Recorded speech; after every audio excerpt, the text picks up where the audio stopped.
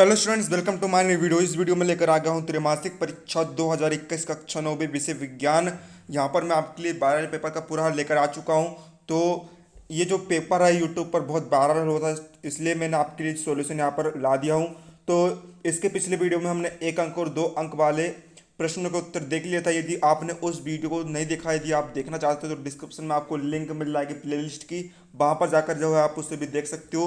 तो इस वीडियो में आपको प्रश्न 15 से लेकर 23 तक के सभी प्रश्नों का यहाँ पर उत्तर मिल जाएंगे। आपको इन प्रश्नों को विशेष रूप से तय करना है। और छात्रों, ये जो मेरी गेसिंग है, मेरी गेसिंग जो है कभी फेल नहीं होती है। इसमें से आपको जरूर प्रश्न जो पेपर में देखने को मिलेंगे, आपको पूरे प्रश्न यहाँ पर पेपर में देखने को मिलेंगे। तो छात्रों, प्रत्येक प्रश्न को जो है हम समझते चलेंगे। तो चलिए अब हम शुरू करते हैं। आपको समझने पे ज़्यादा विशेष ध्यान देना है और आपको फटाफट इन्हें याद कर लेना है। तो छात्र, थोड़ा वीडियो जो है लंबा हो सकता है, लेकिन आपको जो है पूरा यहाँ पर समझ में आ जाएगा। तो प्रश्न 15 में दिया है, यदि क्रिया सदैव प्रतिक्रिया के बराबर होती है। छात्रों, न्यूटन का थर्ड लॉ क्या कहता है कि जो क्रिया होती है सदैव प्रतिक्रिया के बराबर होता है ना।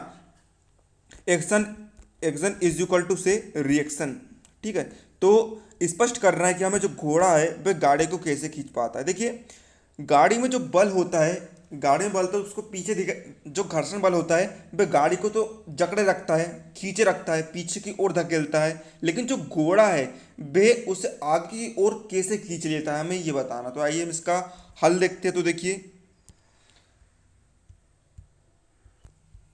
क्या इंग्लिश बोलने से लगता है आपको डर? तो डरना बंद कीजिए और डाउनवर्ड के इंग्लिश स्पीकिंग कोर्स के साथ आज ही जुड़ जाइए, जहां इंग्लिश के टॉप एक्सपर्ट्स आपको हिंदी भाषा की मदद से इंग्लिश बोलना सिखाएंगे, वो भी एकदम बेसिक से। अगर आप इंग्लिश बोलने से हिचकिचाते हैं, अपने इंटरव्यू के लिए इंग्लिश सीखना चाहते हैं और अपने आप को इंग्लिश में हीरो बनाना चाहते हैं, तो ये कोर्स आपके लिए है। आज ही डाउनलोड ऐप पर आकर ये कोर्स खरीदिए और अपने इंग्लिश बोलने के सपने को पूरा कीजिए। तो देखिए छात्रों, जो घोड़े द्वारा जो लगाया गया जो बल होता है, देखिए गाड़ी के पहियों में कौन सा बल लगता है छात्रों? गाड़ी के पहियों में जो है घर्षण बल जो है कार्य करता है, वे उसे विपरीत दिशा में ढकेलता है, पीछे की ओर ढकेलता है। लेकिन जो घोड़ा गाड़ी को खींच रहा है, उसका जो बल है वे इस घर्षण बल से अधिक होना चाहिए, तभी जो गाड़ी है आगे की ओर जो है बढ़ पाएगी। जो घोड़ा है उस गाड़ी को यहाँ पर खींच पाएगा, तभी गाड़ी आगे बढ़ती है।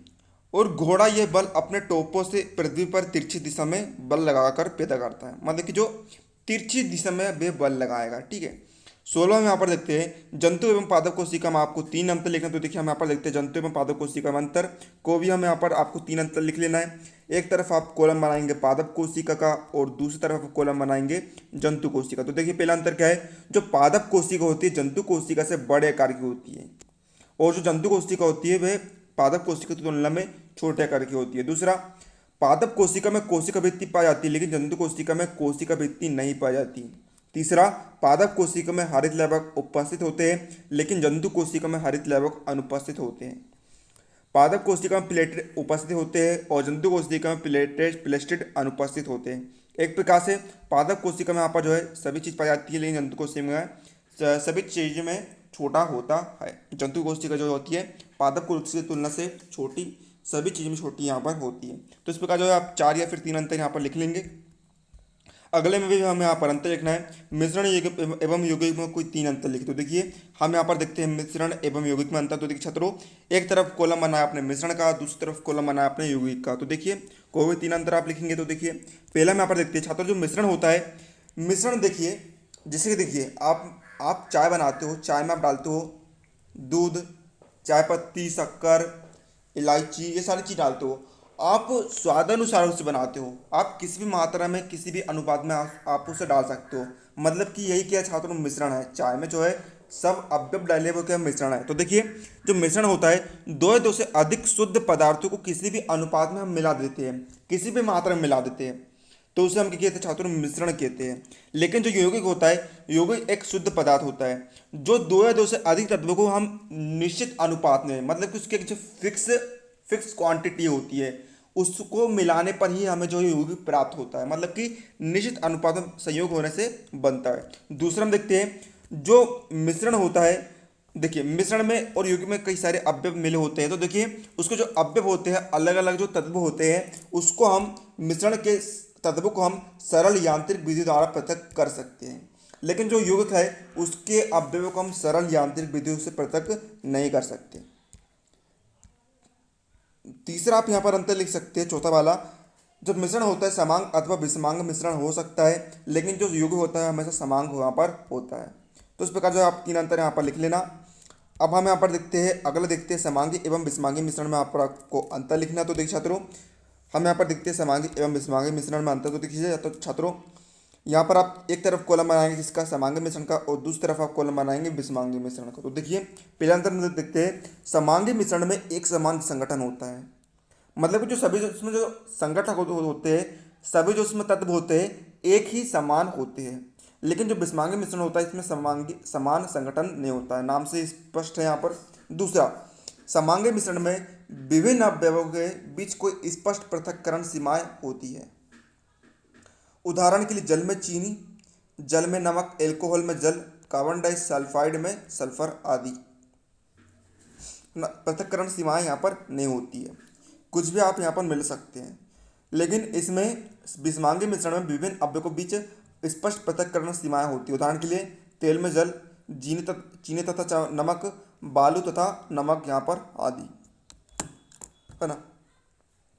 तो और तीसरा हम देखते हैं, समांगी मिश्रण को जो अवयव यानी जो तत्व होते हैं हम उसे अपनी आसानी से अपनी नग्न आंखों से देख सकते हैं, लेकिन जो विषमांगी मिश्रण होते हैं इसके समांगी मिश्रण में देखना संभव नहीं है, लेकिन विषमांगी मिश्रण के अवयव को हम यहाँ पर अपनी नग्न आंखों से यहाँ पर देख सकते हैं।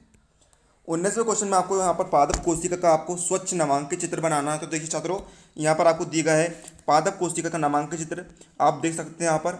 इस प्रकार जो आप यहाँ पर चित्र बनाकर यहाँ पर याद कर लेना, ठीक है। देखिए ये क्या होती है छात्रों, ये होती है कोशिका भित्ति होती है, ये होते हैं हरित लवक, अंतःपरद्रव्यी जालिका, ये गोलिकाएँ होते हैं, ये कोशिका झिल्ली, ये माइटोकॉन्ड्रिया, ये रिक्तिका, ये राइबोसोम, ये साइटोप्लाज्म, ये केंद्रक मतलब कि बीच में है, ये रिक्तिका। तो छात्रों इस प्रकार जो आप यहाँ पर चित्र बना लेंगे, आप इसे नोट कर लीजिए। 20वें में छात्रों हमें यहाँ पर गति का जो प्रथम समीकरण होता है B बराबर U प्लस AT, हमें इसकी स्थापना करनी है। तो देखिए छात्रों, हम यहाँ पर जो इसकी प्रथम समीकरण की यहाँ पर स्थापना करते हैं। तो देखिए छात्रों, किस प्रकार से आप सोल्व करेंगे। देखिए छात्रों, सबसे पहले आपके लिखेंगे त्वरण की परिभाषा यहाँ पर लगाएंगे। त्वरण मतलब कि वेग परिवर्तन की दर, मतलब कि एक सेकंड में जितना वेग में परिवर्तन होता है हम उसे त्वरण यहाँ पर कहते हैं। मतलब कि A बराबर से वेग में परिवर्तन मतलब कि V यानी कि वेग, D यानी कि परिवर्तन मतलब कि वेग में परिवर्तन, बटे दर यानी कि समय में परिवर्तन मतलब कि सही है T है समय और D यानी कि परिवर्तन। तो देखिए यहाँ पर हम इसे तिर्यक गुणा भी यहाँ पर कर सकते हैं, मतलब कि A को गुणा dt से करने पर आ जाएगा यहाँ पर dt, और db को गुणा x से करने पर आ जाएगा db। तो देखिए हम इन दोनों का करते थे छात्रों, समाकलन कर देते हैं। तो देखिए छात्रों, समाकलन करने पर देखिए dv का समाकलन करें तो छात्रों देखिए समाकलन of u tends to v dv बराबर से फिर a इंटू डी टी का समाकलन। तो देखिए छात्रों 0 से लेकर t तक हम करेंगे। तो देखिए छात्रों, जो वेग है u से b बदलेगा तथा समय जो है 0 से 1 में बदलेगा, चूंकि जो त्वरण छात्रों क्या है नियत है। तो देखिए छात्रों, यहाँ पर d इंटू बी का समाकलन होगा छात्रों, d इंटू बी का समाकलन होता है b u tends to b, और देखिए ए क्या है कांस्टेंट है, ये बाहर निकल आएगा, अंदर बचेगा t, dt का समाकलन होगा यहाँ पर t 0 टेंस टू t। तो देखिए छात्रों, v u tends to v, यहाँ पर क्या आएगा छात्रों v माइनस u, यहाँ पर a into 0 tends to t, यहाँ पर t माइनस 0 यहाँ पर हो जाएगा। तो छात्रों देखिए v माइनस u बराबर a इंटू टी। तो देखिए बात छात्रों, यहाँ पर b इज इक्वल टू से AT, u को छात्रों को दाएं तरफ, तो यहाँ पर प्लस में यहाँ पर u प्राप्त हमें यहाँ पर हो जाएगा। तो छात्रों यही आपको जो है गति का समीकरण यहाँ पर हमें इस प्रकार प्राप्त हो जाता है। अब छात्रों 21वें क्वेश्चन हमें यहाँ पर दिया है, किसी कोशिका में केंद्रक की भूमिका हमें यहाँ पर स्पष्ट करना है। तो देखिए समझते हैं हम इसे,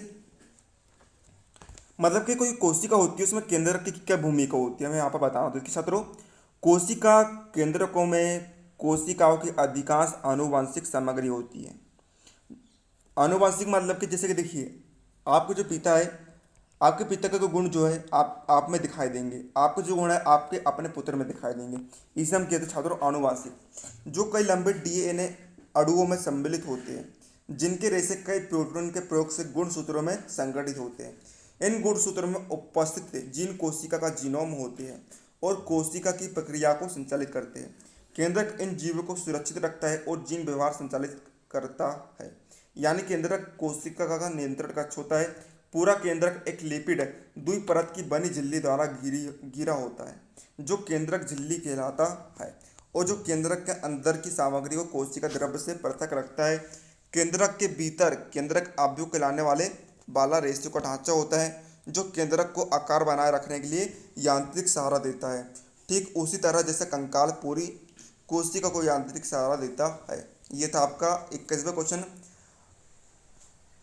अब 22वां क्वेश्चन हम यहाँ पर देखते हैं। लास्ट क्वेश्चन है आपका क्या, दो घुलनशील द्रव्य मतलब कि जो किसी पदार्थ में जो है घुल जाते हैं, के मिश्रण को किस प्रकार हम पृथक कर सकते हैं। सॉरी छात्रों, यहाँ पर जो है दूसरे क्वेश्चन आपको दिया है, कोई पेट्रोलियम वाला आपको दिया है ना, ये क्वेश्चन नहीं, आपको रॉन्ग है। आपको दिखा देता हूँ मैं उसको क्वेश्चन आपका। तो छात्रों ये आपका क्वेश्चन, पेट्रोल तथा मिट्टी का तेल जो कि आपस में घुलनशील है, के मिश्रण को आप कैसे अधिक करेंगे यदि पेट्रोल में जो 250 सेल्सियस से अधिक का अंतराल यहाँ पर है।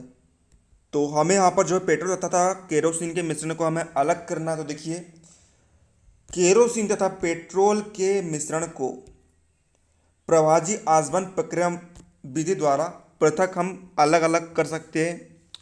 हेल प्रभाजक स्तंभ की अलग अलग ऊंचाइयों पर विभिन्न प्रभाजकों को अलग अलग भंडारित कर लिया जाता है।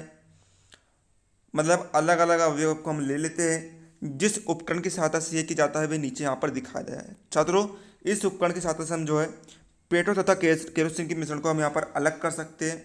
आपको जो है मैं डिटेल में एक्सप्लेन कर देता हूँ। छात्रों देखिए, करते क्या हम, इसके आप चाहे तो विधि भी यहाँ पर लिख लेना है ना, चित्र के माध्यम से आपको समझाते हुए बता रहा हूँ यहाँ पर। तो देखिए, यहाँ पर देखिए, यहाँ पर आपको एक बीकर दिख रहा होगा।